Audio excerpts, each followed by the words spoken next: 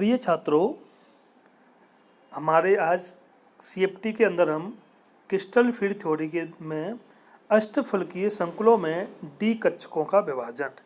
D कक्षकों का इसको delta ओ का मतलब है ऑक्टाहेड्रल। ये हमारे 5 समभ्रंश डी कक्षक हैं अष्टफलकी में। D x y, d y z, d z x, d x square y square और डी जेड स्क्वायर। जब मेटल किसी के संपर्क में नहीं होता है, किसी लिगैंड के संपर्क में नहीं होता है, तो मेटल के धातु के 5 डी कक्षक समान ऊर्जा के होते हैं। इन समान ऊर्जा के कक्षकों को बोलते हैं हम समभ्रंश डी कक्षक। जैसे ही धातु मेटल लिगैंड के संपर्क में आता है तो उसके क्रिस्टल फील्ड प्रभाव के कारण ये 5 डी कक्षक 2 भागों में टूट जाते हैं। पहला है T2G और दूसरा है EG। 3 जो डी कक्षक हैं d x by, D y z, d z x, ये समान ऊर्जा के होते हैं और ये तीनों कक्षक निम्नतम ऊर्जा के T2G कक्षक कहलाते हैं। और 2 कक्षक हैं जो D x square y square और डी जेड स्क्वायर, ये समान ऊर्जा के उच्चतम कक्षक होते हैं। इन्हें EG के द्वारा प्रदर्शित करते हैं।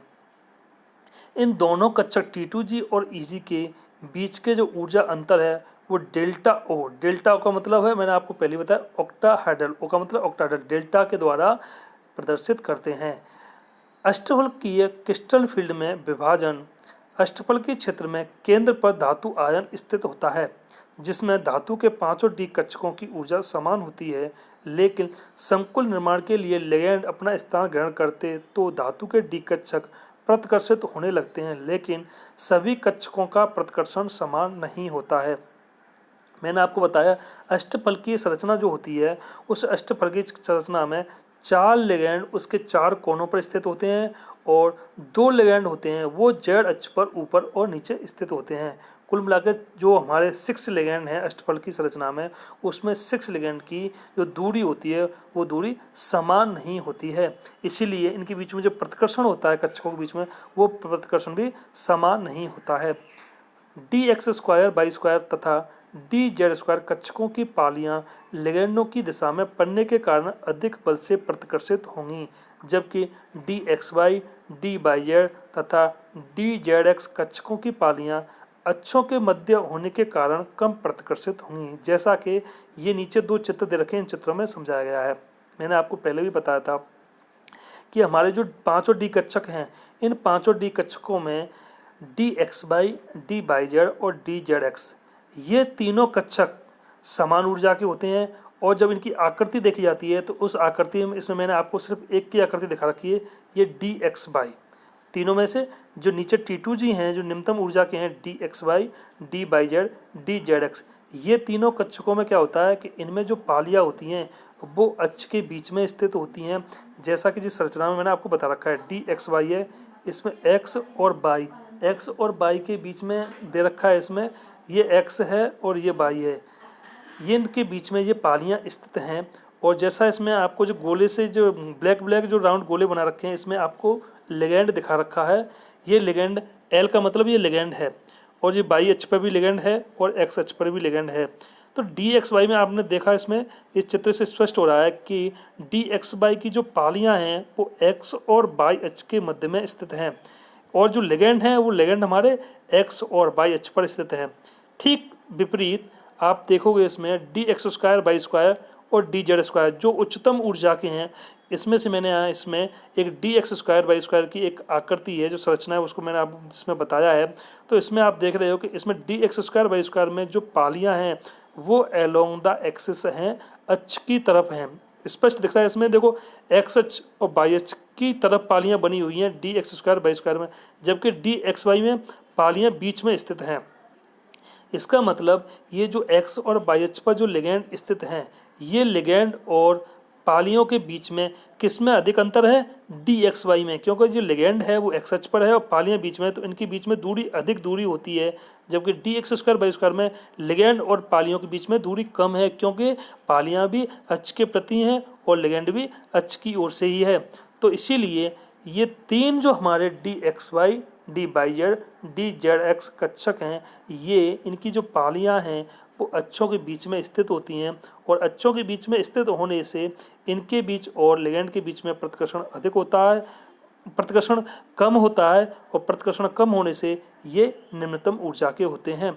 इसी प्रकार dx² और dz² की पालियां एलोंग द एक्सिस अक्ष की ओर होने के कारण इनके बीच में प्रतिकर्षण अधिक होता है और ये उच्चतम ऊर्जा के होते हैं। अतः अष्टफलकीय संकुल में डी कक्षकों का विभाजन ये दो प्रकार से होता है, T2G EG। T2G में 3 कक्षक समान ऊर्जा के और EG में 2 कक्षक समान ऊर्जा के उच्चतम ऊर्जा के होते हैं। इस प्रकार अष्टफलकीय संकुल में डी कक्षकों का विभाजन होता है। तो ये क्लियर है कि अष्टफलकीय संकुल में ये T2G कक्षक निम्नतम ऊर्जा के क्यों होते हैं और EG कक्षक उच्चतम ऊर्जा के क्यों होते हैं।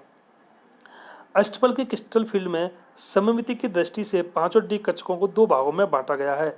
इस फील्ड के प्रभाव से इनकी समभ्रंशता समाप्त हो जाती है तथा इन कक्षकों का विभाजन उच्च ऊर्जा के द्विक समभ्रंश dx² तथा dz² कक्षकों तथा निम्नतम ऊर्जा के त्रिक समभ्रंश dxy dyz तथा dzx कक्षकों में हो जाता है। द्विक का मतलब है डबल और त्रिक का मतलब है 3। डबल का मतलब ऊपर अपने 2 कक्षक तो हैं dx² dz² और नीचे त्रिक का मतलब है dxy dyz dzx।